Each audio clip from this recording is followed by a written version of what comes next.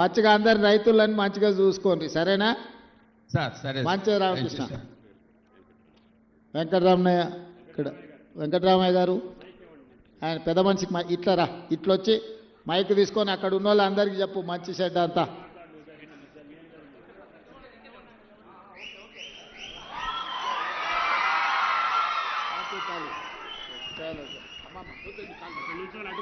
అట్లా అట్లా నించొని మాట్లాడు.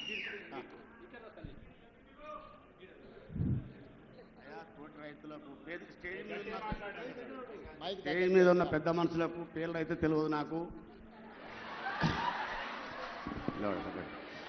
స్టేజ్ ఉన్న పెద్ద మనుషులు అయితే పేర్లు అయితే తెలియదు, కానీ అందరు పెద్ద మనుషులకు ధన్యవాదాలు.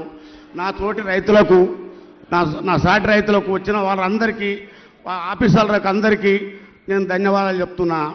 ఏమైనా తప్పులుంటే క్షమించాలి. అయ్యా నాకు 3 ఎకరాల భూమి ఉన్నది, ఎక్కువ లేదు. నేను చౌదరపల్లి యాచారం మండలం, రంగారెడ్డి జిల్లా. నేను ఎస్సీ ఫార్మర్ నేను. అయితే ఇప్పుడు నాకు 3 ఎకరాల పొలం ఉన్నది. 3 ఎకరాల పొలంలో 1 ఎకరా గార్డెన్ ఉంది, కడిల పందిరు ఉన్నది. ఆ కడిల పందిర్లా ఓ 3 రకాల 4 రకాల కూరగాయలు పెడతాం. కాకర బీర పైకి పోతుంది, కింద టమాటా, వంకాయ, మిర్చి, అది 3-4 పంటలు పండించుకుంటాం 1 ఎకరాల. అదే తర్వాత తతిమ భూమిలో ఇప్పుడు మాకు ఇంకోటి హార్టికల్చర్ వాళ్ళు, అగ్రికల్చర్ వాళ్ళు సహకరించినందుకు మాకు ఎన్నో రకాలుగా ఆదుకుంటున్నారు. ఒకటి మా ఆచారం ఇబ్రాహీంపట్నం జిల్లాలో మొత్తం కరువు ప్రాంతం మాది. మైలారం చెరువు నిండితేనే మాకు నీళ్లు, లేకపోతే నీళ్లు లేవు. ఇప్పుడు 1/2 ఇంచు 30 ఇంచు నీళ్ళతోని వ్యవసాయాలు చేస్తున్నారు మా దగ్గర. ఇంకొకటి ఏంటంటే పెద్ద మనిషి కడుపు నిండా చేసుకొని ఒకటి మాకు నీళ్లు 700-800 నీళ్ళు బోరేస్తేనే నీళ్ళు పడుతున్నాయి, లేకపోతే నీళ్లు లేవు. అది కరువు ప్రాంతం కింద. డ్రిప్ ఒకటి హార్టికల్చర్ వాళ్ళు డ్రిప్ ఇస్తున్నారు. అగ్రికల్చర్ వాళ్ళు ఏమో పెసలు, కందులు అవేయాలని బయట సేద్యానికి వాళ్ళు చెప్తున్నారు. అయినాక ఇప్పుడు మాకు అయితే ఇంకొకటి ఏంటంటే ఇప్పుడు మాకు డ్రిప్ 7 సంవత్సరాలు అయితే డ్రిప్ నడుస్తలేదు. అయ్యా పెద్ద మనసు చేసుకొని నువ్వు ఒకటి 5 సంవత్సరాలకు 4 సంవత్సరాలకు పెట్టు, డ్రిప్ పెడితే డ్రిప్ ద్వారా వెళ్తాం. మా చౌదరిపల్లి లోపట అయ్యా ఒక్క రోజుకు 6 డిసెంబర్లో కూరగాయలు హైదరాబాద్ వస్తున్నాయి. ఒక్క రోజుకు రైతులు. నేను ఒక్కటి చెప్పినందుకు కాదు, మా చైర్మన్ సాబ్ కోదారెడ్డి సాబ్ ఉన్నాడు, ఆయన ఊరు మా ఊరు దగ్గర. అయితే అటువంటి అప్పుడు ఆయన ఎంత సహకరిస్తుడో మాకు అంత సహకరిస్తుండ ఆయన. ఒకటి మటుకు నువ్వు డ్రిప్ మటుకు తొందరగా ఇవ్వాలి, మల్చింగ్ ఒకటి ఇవ్వాలి. అచ్చా ఇంకొకటి నాయన నేను అడిగేది నిన్ను ఒక్కటి, రైతుల గురించి అడుగుతున్నాను, నా ఒక్కరి గురించి కాదు. ఒకటి ఏంటంటే ఇప్పుడు రైతులకు లేబర్ ప్రాబ్లం ఎక్కువన్నది. లేబర్ ప్రాబ్లం ఎక్కువన్నందుకు మాకు మిషన్లు కావాలి. మిషన్లు అంటే పెద్ద పెద్ద ట్రాక్టర్లు కాదు, బుల్డోజర్ కాదు, ఏ కావు. చిన్న పవర్ వీడాలు ఉంటే ఏదో ఒక 10 ఆలు కొట్టుకుంటా, నా భార్య కలుపు తీసుకుంటుంది. తప్పకుండా వెంకటరమయ్య అయ్యా ఆ పైన చదువుకున్న పిల్లలకు చెప్పరు, చూడండి పెద్ద మనిషి ఎంత విజ్ఞానంతో. మీరందరు కష్టపడి చదువుకున్నది ఆయన అనుభవంతో ఎంత అల్కగా చెప్పినమ్మా, నాకు అర్థమయ్యేటట్టు మీకు కూడా అర్థమయ్యేటట్టు చెప్పి. ఇంకొకటి చెప్తాను, ఆయన సిటీ చుట్టుముట్టుతో కూరగాయలు వండియాలని చెప్పిండు. కూరగాయలు వండిస్తే పట్టణంలో ఉన్న వాళ్ళకు కూడా మేలు జరుగుతుంది. ఇప్పుడు పక్క రాష్ట్రాల నుంచి కూరగాయలు తెచ్చుకునే పరిస్థితి వచ్చింది మనకు. ఒకప్పుడు రంగారెడ్డి జిల్లాలో బసెక్తి హయత్నగర్ నుంచి పాలకూర, మెంతం కూర, టమాటాలు, వంకాయలు, బెండకాయలు అన్ని కూరగాయలు వేసుకొని పొద్దున్నే పాల క్యాన్లు వేసుకొని వచ్చేటోళ్ళు. ఇప్పుడు ఎవరు పాల క్యాన్లు కానీ కూరగాయలు కానీ ఏం వస్తలేవు. అన్ని రియల్ ఎస్టేట్ లేఅవుట్లు ప్లాట్లు అయినాయి. మళ్ళా మన సిటీ చుట్టుముట్టుత కూరగాయలు పండించినప్పుడే లాభసాటి వ్యవసాయం అవుతుంది. ఈ సిటీ చుట్టుముట్టుత మంచి ద్రాక్ష తోటలు కానీ మంచి పండ్ల తోటలు పెట్టుకుని కూరగాయలు పెట్టుకుని 100% పెద్ద మనిషి చెప్పినట్టు ప్రభుత్వం మిమ్మల్ని ఆదుకుంటుంది. మిమ్మల్ని మంచిగా ముందుకు నడిపించేటట్టు.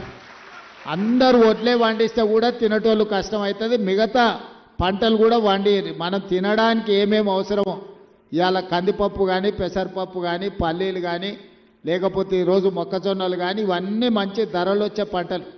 ఇవాళ రేపు మిల్లెట్స్ అని, డైట్ అని ఎక్కడెక్కడి నుంచో తెచ్చుకుంటున్నారు. వెనకడికే మన తాతలు ముత్తాతలు మిల్లెట్స్ అని వండించారా. కందులు పెసర్లు అంటే మిల్లెట్సే కదా.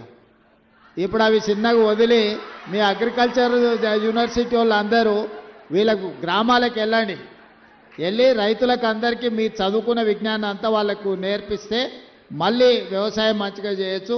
వ్యవసాయం లాభసాటిగా ఉంటుంది, మనకు ఉపయోగకరంగా కూడా ఉంటుంది. పెద్ద మనిషి తప్పకుండా నువ్వు చెప్పింది వ్యవసాయ శాఖ మంత్రి గారు పరిగణలోకి తీసుకుంటారు. దానికి సంబంధించిన అన్ని చర్యలు చేపడుతుంది ప్రభుత్వం. అయ్యా ఇంకొకటి నాయన, నేను ఆలుగడ్డ వండించిన, ఆ, ఆలుగడ్డ వండించి 1 ఎకరకు తక్కువ ఉంటుంది భూమి, ఆలుగడ్డ పెట్టినా, ఆలుగడ్డ పెట్టి 40,000 పెట్టుబడి వచ్చింది, 1 లక్ష రూపాయలు వచ్చింది. ఓ లాభం. అయినాక అగ్రికల్చర్ వచ్చి మక్క పెట్టుకున్నాను. ఆలుగడ్డ తీసిన తర్వాత మక్క పెట్టినా, మక్క పెడితే 25 క్వింటాలు వెళ్ళింది, 2300 క్వింటాలు అమ్మిన. ఓ మంచుకున్నది. అయినా ఆ చదువుకున్న పిల్లలకు చెప్పు, వాళ్ళకి నేర్పు, తీసుకుపోయి బాయికాడ చూపి జర పొలం తిప్పాలి అందరు. ఆయన నాకు కొలువు లేదు, వాళ్ళు మనకంటే ఎక్కువ చదువుకున్నాం అనుకుంటారు. తీసుకుపోయి నీ అనుభవం చెప్పాలి. మాకు కొలువు లేదు. మా ఇద్దరు భార్యాభర్తలను చేసుకొని 3 బిడ్డల పెళ్లి చేసినా, కొడుకు పెళ్లి చేసినా నేను. ఓయమ్మా, మంచి సంతోషం, మంచిది, బాగా చేసినావు, ఇంకా బాగా చేయి, ఆదర్శ రైతుగా రా. అయ్యా ఫోటో దిగుతాను. అయ్యా ఒక్కటి ఏం లేదు.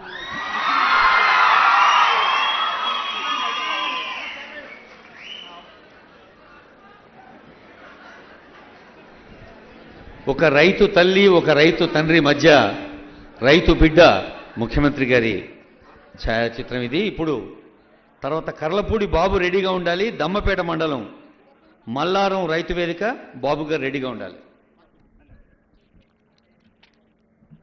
బాబు గారు మల్లారం రైతు వేదిక.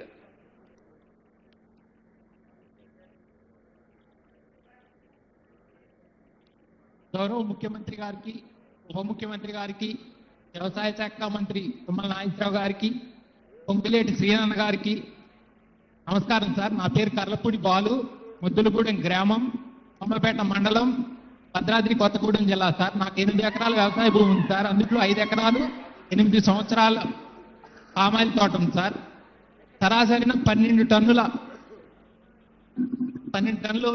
నికరంగా 12 టన్నులు వస్తుంది సార్. 12 టన్నులకు సంబంధించి యావరేజ్న 18,000 ఉంది కాబట్టి 2 లక్షల రూపాయల ఆదాయం వస్తుంది సార్.